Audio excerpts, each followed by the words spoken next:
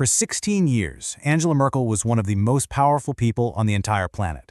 But what if the story we all think we know is just scratching the surface? Today, we're diving into a source that tells a completely different and, frankly, pretty startling story about the former German chancellor. You know the public image, right? Muddy, the mother of the nation. The calm, logical physicist who became the leader of the free world.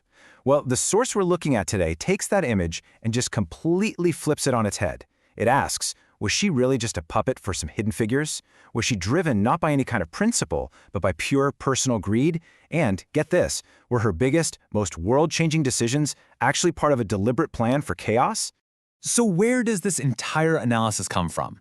Well, this is where it gets really unusual. The source argues that everything about Merkel, her personality, her motivations, her entire political career, can be explained by doing an esoteric reading of her birth date.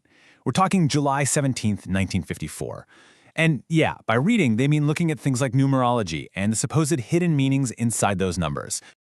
Okay, so and building on that idea, the source paints a really specific picture. It calls her a traitor, someone who only ever operates on a quid pro quo basis, a person of benefit who only moves when it's going to be profitable for her personally. It describes her as greedy, with this incredible ability to just accumulate and take from others. And then it makes the pretty shocking claim that she has zero maternal instinct whatsoever.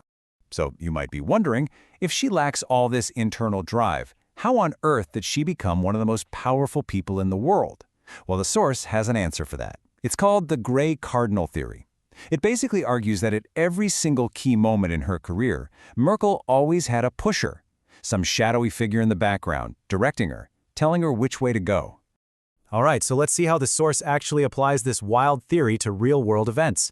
It uses this character profile to give us some very different and often kind of shocking explanations for the biggest scandals that happened during Merkel's career. First up, her early life in East Germany. Okay, so we know from the archives that the Stasi, the secret police, tried to recruit her, but she supposedly refused. So how did her scientific career keep advancing so well? And what about those later theories that her pro-Russia energy deals meant she was secretly a KGB agent all along?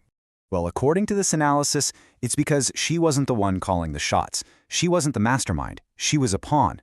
The source claims she was just skillfully directed by these gray cardinals, these male figures who saw she could be a useful front. From this point of view, huge decisions like the Nord Stream 2 pipeline weren't her idea at all. They were just instructions being handed down to her. And that alleged pattern just kept going when she became chancellor. I mean, think about the Wirecard scandal. She personally lobbied for a company that was already suspected of massive fraud. Or what about the mask scandal inside her own party, where politicians were accused of making huge commissions on medical supplies? The source explains both of these things by pointing right back to that core character trait, benefit. It claims she pushed for Wirecard for her own personal financial gain and to build powerful connections. And with the mask scandal, the source alleges she knew everything, covered the whole thing up, and skillfully hid her own profits from the deals. So, from this source's perspective, a really clear pattern starts to emerge. At every critical point, from her early days in East Germany to huge policy decisions and major crises during her time as chancellor, it argues there was always a hidden hand guiding her. Now, this all builds to a pretty intense climax when the source looks at what are probably the two most defining moments of Merkel's entire career. And it frames them not as her reacting to events, but as deliberately calculated crises. The first one is her very public break with her mentor, Helmut Kohl. You might remember, after a big party donation scandal, she wrote this newspaper article basically saying the party needed to move on from him. So was this a moment of strong, principled leadership? Not according to this analysis. No way. The source argues it was a cold, calculated move purely for personal benefit.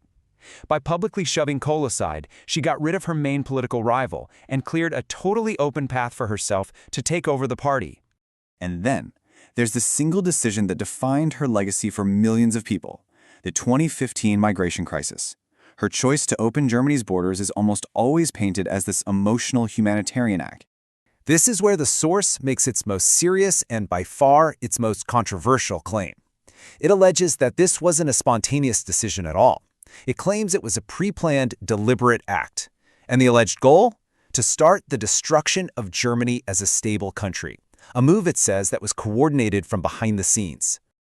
Okay, So if this was all some kind of big hidden plan, what does the source think is next for Angela Merkel now that she's officially retired?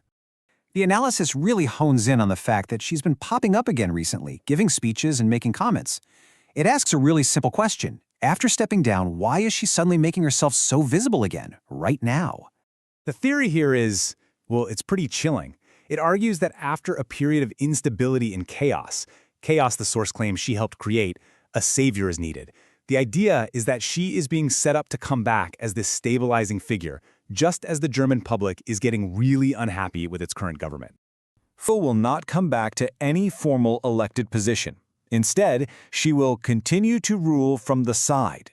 The source basically concludes that she will stay on as a hugely influential gray cardinal in German politics, and that we're going to hear about her influence again and again and again.